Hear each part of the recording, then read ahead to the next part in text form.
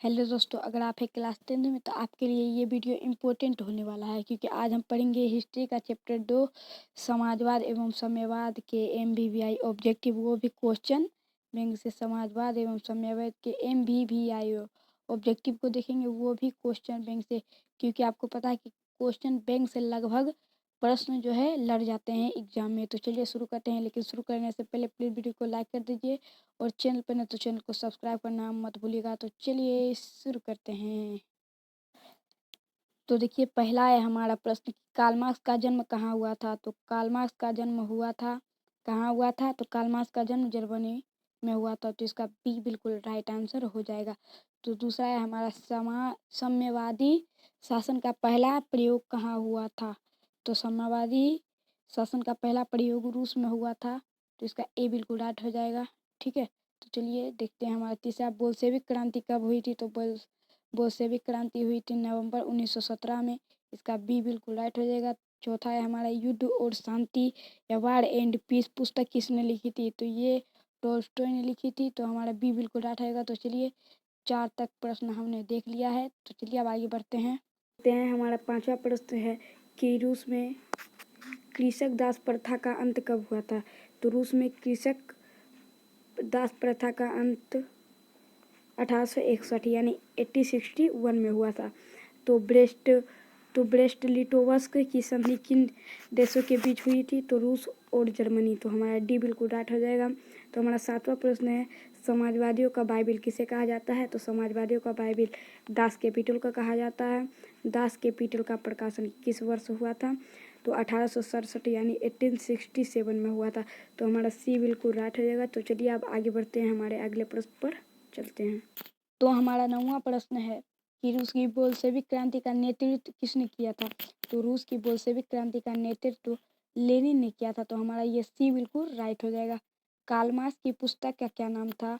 तो Karl Marx की पुस्तक का नाम दास कैपिटल और कम्युनिस्ट मैनिफेस्टो, ये दोनों था। तो हमारा डी होगा, बी और सी दोनों।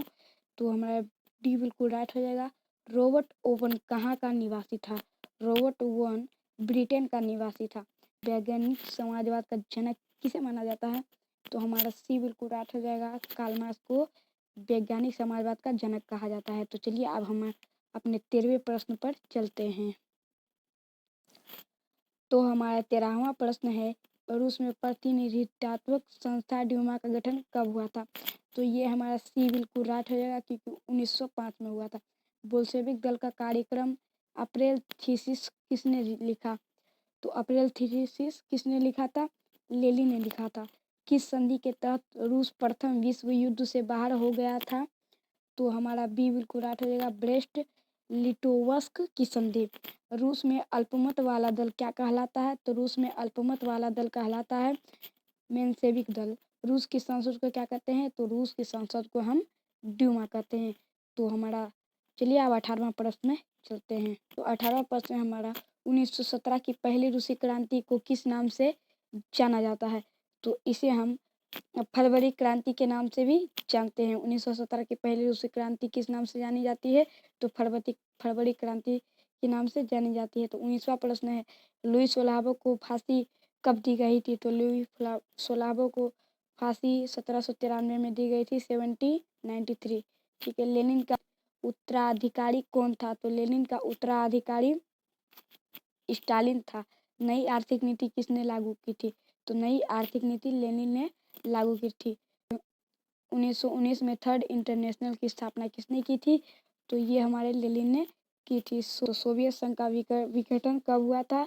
तो ये 1991 में हुआ था, 1991 में हुआ था। तो चलिए अब आगे बढ़ते हैं, हम अपने 24वां प्रश्न पर चलते हैं। तो हमारा 24वां प्रश्न है कि बोल्शेविक दल का नाम बदलकर साम्यवादी दल किसने किया था।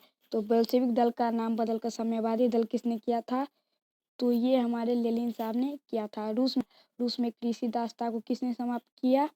जार एलेक्जेंडर द्वितीय ने किया था रूस में कृषि दासता को समाप्त। ठीक है, तो हमारा 26वां प्रश्न है कि आर्थिक नियोजन किसकी देन है।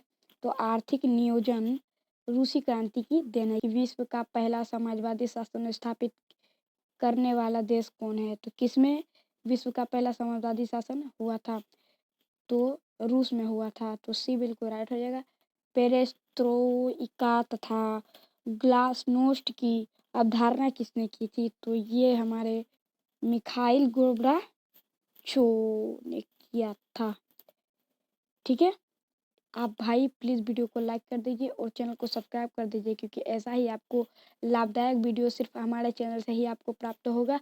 2800 प्रश्न का यहाँ पर आंसर दिया है, तो आप चाहे तो इसे ऑब्जेक्टिव का एक नोट्स भी बना सकते हैं या इसका स्क्रीनशॉट ले सकते हैं, या अगर आपको इसका पीडीएफ चाहिए, क्या चाहिए, अगर आपको इसका पीडीएफ चाहिए तो कमेंट कर दीजिएगा वीडियो को नीचे अपना मोबाइल नंबर, मैं उस पर ही आपका पीडीएफ जो है भेज दूंगा।